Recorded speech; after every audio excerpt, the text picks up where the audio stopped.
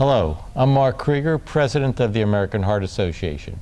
And with me is Mariell Jessup, past President of the American Heart Association. And we're in London at the European Society of Cardiology Congress. And it's been a terrific meeting.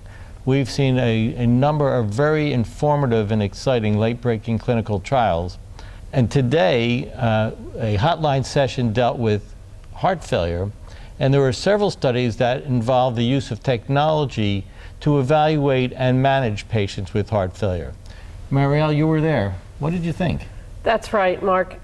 We still have no sun in London, but the science kept coming. And there were two studies in Hotline 5 that I think were really important. One was the OptiLink study that used technology that's been available for a long time, monitoring impedance as a way of assessing whether a patient is becoming volume overloaded. This software is really implanted in either ICDs or CRTs. They looked at 1,000 patients, and when this threshold for the change in impedance went up, there was a silent monitor alert. Half the patients got an alert, half the patients didn't have an alert. And in this trial, the alert went to the physician and not to the patient. And so the physician then was supposed to take some steps based on this alert. Interesting, they enrolled, as I said, 1,000 patients, New York Heart Association class 2 and 3. Their endpoint was all-cause mortality and cardiovascular hospitalizations, and they followed them for almost an average of 23 months. Sadly, no change in death or cardiovascular hospitalizations in this telemonitoring strategy. And it was, with the discussant, really put into a context of a number of different trials, some using different technology that have been positive, showing that this intervention did reduce hospitalizations and even improve mortality. And some trials, even using this same kind of technology, have been positive, showing beneficial effects. So the components of telemonitoring, I don't think still are clear, and we're going to hear more trials like this. So it may not be that the technology itself failed, it's how it was dealt with once the alerts were sent. Absolutely. And maybe there'll be other ways of dealing with these alerts that can facilitate interaction with the patients and make changes.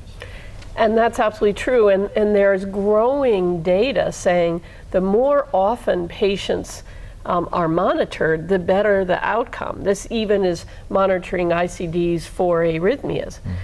Then the real issue, not only in the United States but across Europe, is what's the payer model going to look like? I mean, who's going to pay for this frequent checks of these remote monitors? And then what's the algorithm for care? So after these devices tell us something's wrong. So lots of things to work out. Right, so the technology is there, but the system to manage that technology still needs to be developed. Absolutely.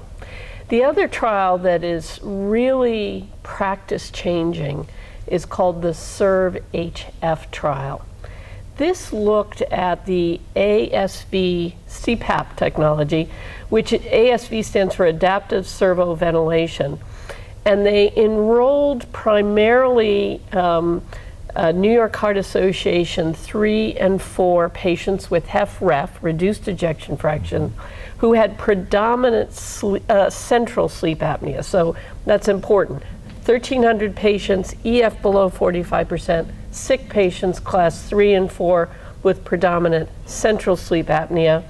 This ASV clearly controlled sleep apnea. They saw that patients before versus after using ASV had much improved sleep.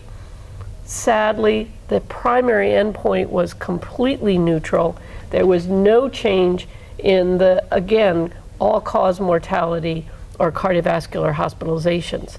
The really very startling finding was that if you looked at all-cause death, it was 22% increased in the group that had ASV CPAP, and cardiovascular mortality was increased 34%. The recommendations of the study investigators as well as the discussant is all patients that are being treated with ASV CPAP should stop now if they have low EF. And we don't really know if these kind of adverse results pertain to all CPAP, or is it just this special technology? There was a whole list that the investigators brought up of things that we now don't know. And these findings are go completely against what the current view is, how important CPAP was. So game changing, we all have to go home and stop using ASV CPAP in our low EF patients. This has already been happening in the United States. Our patients have been called and said, stop using your ASV CPAP. So it's interesting, you said sadly because the results were counter to what was anticipated. But I would say this is why we do clinical trials, right? This is why we study what is a hypothesis to confirm whether or not our thinking is correct. And in this case, despite everyone's enthusiasm for using this type of intervention to treat these patients, it turns out it was wrong. So I would say this is a very important trial. It is game-changing, not in the direction we thought it would be, right, but in the right direction, because we're saving people's lives by not instituting. Absolutely. And I think it was the big buzz in the heart failure hotline. All right. Sounds like a very exciting session, as the entire meeting has been right here in London.